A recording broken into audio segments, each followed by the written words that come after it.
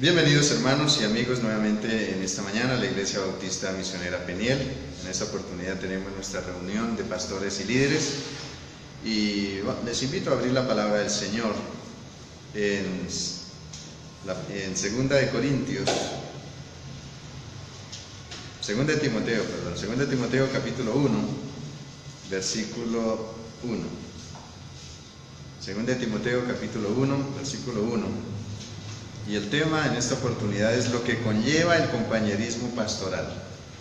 Lo que conlleva el compañerismo pastoral. El apóstol Pablo le escribe a su hijo amado en la fe, Timoteo, y dice la palabra del Señor, 2 de Timoteo 1:1, Pablo, apóstol de Jesucristo, por la voluntad de Dios, según la promesa de la vida que es en Cristo Jesús. Vamos a orar. Soberano Dios y Padre Celestial, te damos gracias en esta oportunidad que tenemos de reunirnos como pastores y líderes de nuestras iglesias. Gracias porque podemos abrir tu Santa Escritura y saber tu voluntad para nuestras vidas. Te suplicamos que bendigas grandemente este estudio, los hermanos aquí representando cada iglesia, también los cultos de mañana, que nos ayudes, Señor, a participar y tener compañerismo cristiano cada vez como tú lo dices en tu palabra. Te alabamos y te bendecimos, Señor, en Cristo Jesús. Amén. Pueden tomar asiento. Como les dije anteriormente, el tema de este estudio es lo que conlleva el compañerismo pastoral. La palabra conllevar significa algo que está plegado, doblado en el interior de algo que está oculto, pero que forma parte, que no es visible, pero es perceptible y aún está. La palabra compañerismo es la relación amistosa de colaboración y solidaridad entre compañeros. La palabra pastoral se refiere al trabajo o cuidado y asesoramiento espiritual proporcionado por los pastores. El apóstol Pablo le está escribiendo aquí desde la prisión en Roma, más o menos en el año 64, antes de sufrir el martirio, a su amado hijo Timoteo en la fe, quien era un joven pastor de la iglesia, de una de las iglesias en Efeso, para animarle a seguir firme en la fe, en conducta, en testimonio como buen siervo de Jesucristo, en tiempos de apostasía y decadencia espiritual.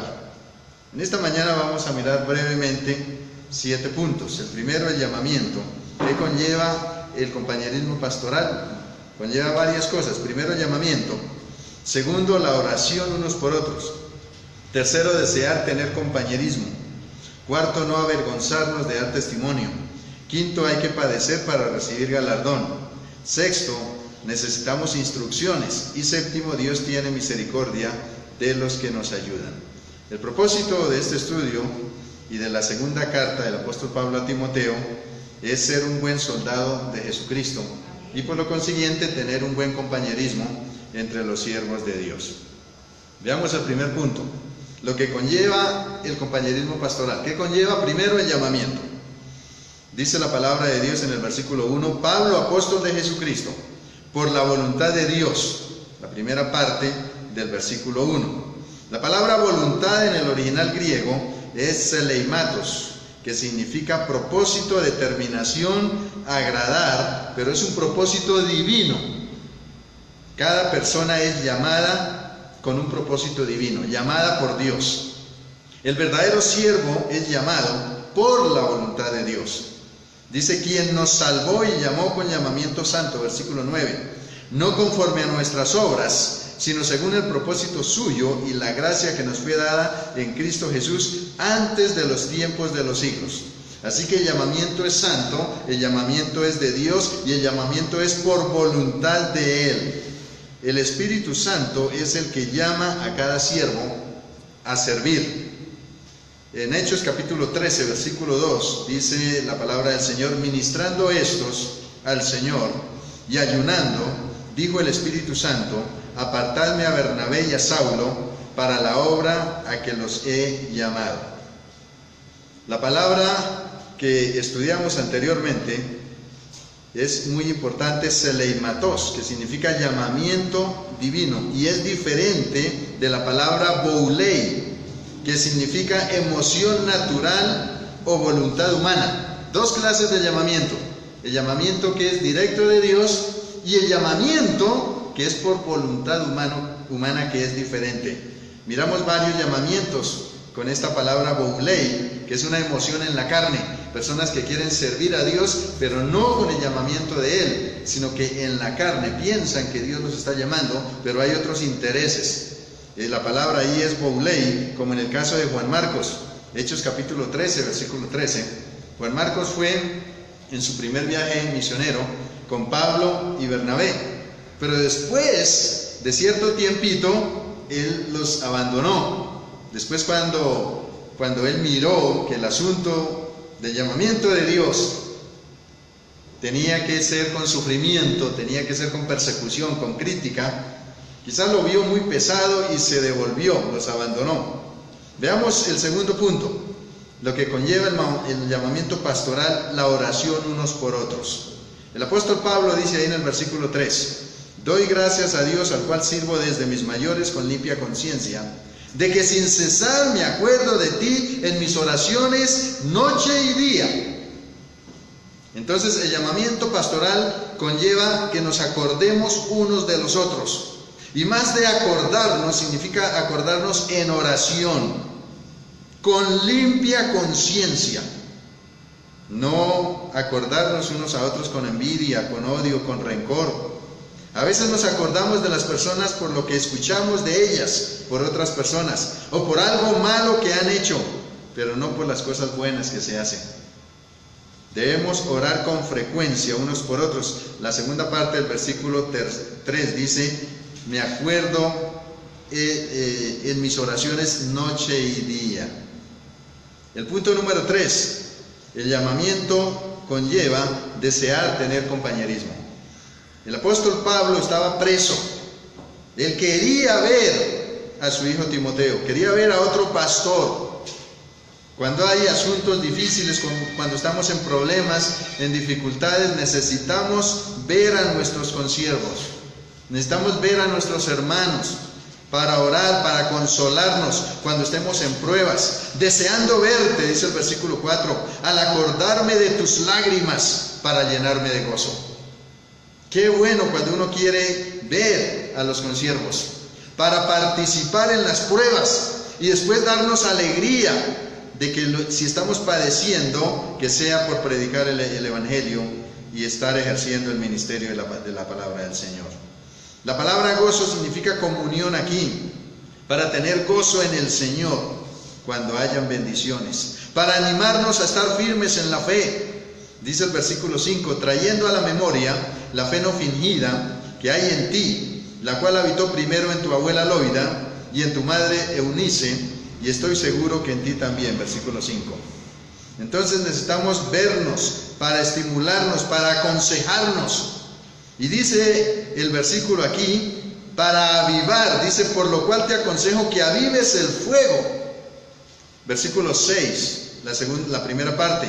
La palabra avivar en griego es anosopurein. Ana significa de arriba y sopurán al rojo vivo. ¿Para qué necesitamos vernos, consolarnos y orar unos por otros? Para avivar el fuego del don que está entre nosotros. A veces ese fuego tiende a apagarse. Y aquí la palabra significa carbón encendido al rojo vivo. Muchas veces nosotros estamos desfalleciendo, estamos desanimados por uno u otro problema que se presente de pronto en la iglesia, con la familia, con los hijos. Pero dice la palabra de Dios, te aconsejo que avives el don que está en ti, al rojo vivo. A veces es el don que está en nosotros, ese fuego no está tan encendido. Necesitamos avivarlo. Y esto se encuentra en un tiempo presente continuo. Siempre tenemos que estar avivando el fuego del don de Dios.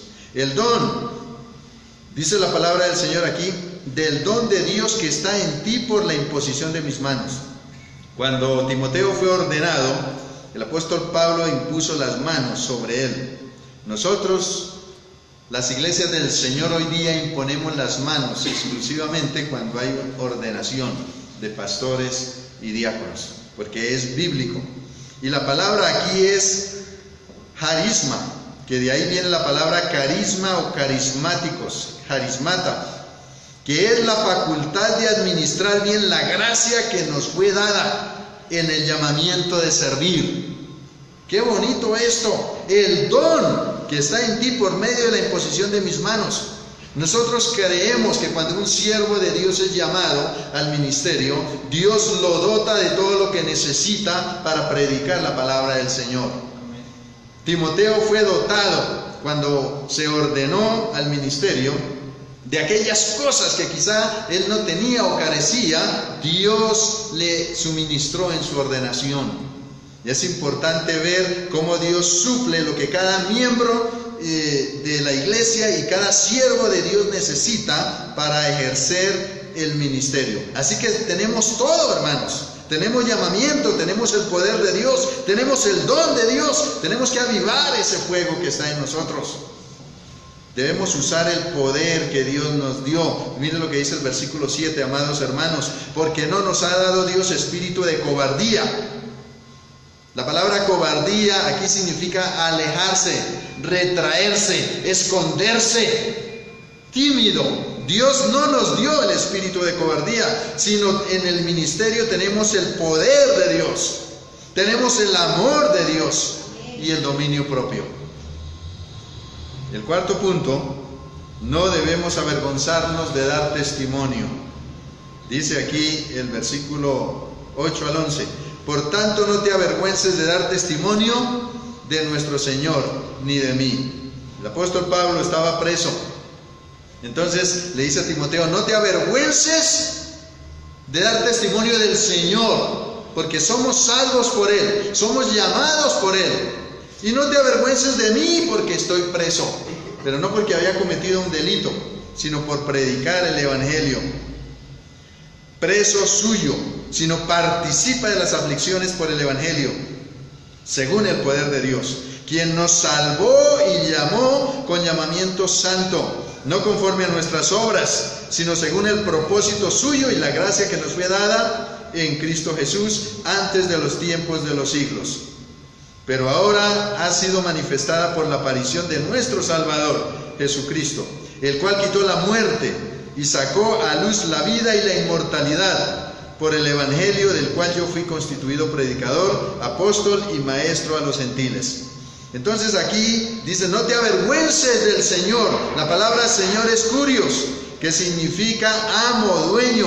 No te avergüences de tu dueño, de tu amo, de tu Señor. Cuando nos pregunten, ¿es usted pastor? ¿Es usted cristiano? No debemos avergonzarnos del Señor, ni tampoco de los consiervos cuando estén pasando dificultades. Pablo estaba preso por predicar el Evangelio. Veamos el punto número 5. Es necesario padecer para recibir galardón. El versículo 12 dice, por lo cual asimismo padezco esto, pero no me avergüenzo, porque yo sé a quién he creído, y estoy seguro que es poderoso para guardar mi depósito para aquel día. ¿Qué conlleva el compañerismo pastoral? Trabajar, porque es necesario muchas veces padecer, porque tenemos un depósito que es galardones por trabajar por la causa del Señor. Pablo padecía por estar preso, según de Timoteo 2:9. No se avergonzaba de ninguna cosa mala porque no había cometido ningún delito. Él sabía a quién había creído. Su depósito estaba asegurado para aquel día. Veamos el sexto punto. Necesitamos instrucciones unos con otros. Mire lo que dice el versículo 13 y 14.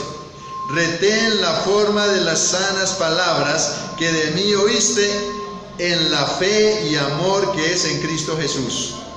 Guarda el buen depósito por el Espíritu Santo que mora en nosotros. Versículos 13 y 14. Retén la sana doctrina en amor. Es algo que como siervos de Dios debemos apoderarnos de esa doctrina, no soltarla, ni venderla, ni comprometerla. Debemos retenerla y predicarla exactamente como es. Muchos se han apartado de la fe, muchos se han apartado de la doctrina del Señor Jesucristo. Entonces tenemos que conservar la fe y predicarla como está escrita. Y dice aquí, guarda el buen depósito. galardones por el poder del Espíritu Santo que mora en nosotros. El poder del Espíritu Santo nos da el valor para acumular esos galardones que el Señor tiene para con nosotros por servir y por trabajar en su obra. El punto número 7, Dios tiene misericordia de los que nos ayudan. El ministerio es hermoso, es precioso.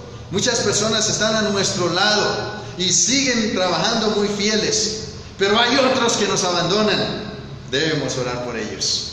Debemos dar gracias a Dios por los que siguen con nosotros y por los que nos abandonan, que muchas veces nos rompen el corazón. Hay que orar por ellos.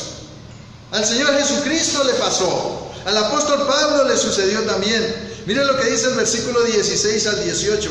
Tenga el Señor misericordia de la casa de Onesíforo, porque muchas veces me confortó y no se avergonzó de mis cadenas. El versículo 17. Sino que cuando estuvo en Roma me buscó solícitamente y me halló.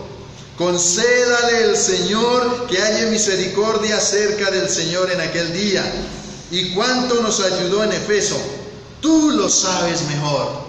El Señor tiene misericordia de aquellos que están a nuestro lado ayudándonos, porque es un ministerio también, porque es un servicio, porque no están sirviéndonos a nosotros, sino que están sirviendo al Señor, y Dios les galardonará grandemente también.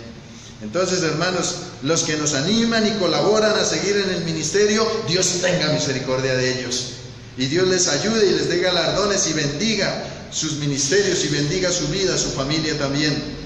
Algunos nos rompen el corazón y nos dejan, como en el caso del apóstol Pablo, Juan Marcos y otros. El versículo 15 dice: ya sabes esto, que me abandonaron todos los que están en Asia, de los cuales son Figelo y Hermógenes. Hermanos, el ministerio conlleva muchas satisfacciones, muchos privilegios, porque se sirve a Dios. No hay ningún trabajo mejor sobre la tierra que servirle al Señor. ¿Qué conlleva el ministerio, hermanos? Conlleva llamamiento, conlleva oración unos por otros, conlleva desear tener compañerismo, conlleva no avergonzarnos de dar testimonio del Señor ni de nuestros consiervos, conlleva también que hay que padecer para recibir galardón. También necesitamos instrucciones y, en último lugar, que Dios tenga misericordia de los que nos ayudan y perseveran con nosotros en el ministerio del Evangelio. Damos gracias a Dios por su palabra y que el Señor nos ayude a seguir adelante.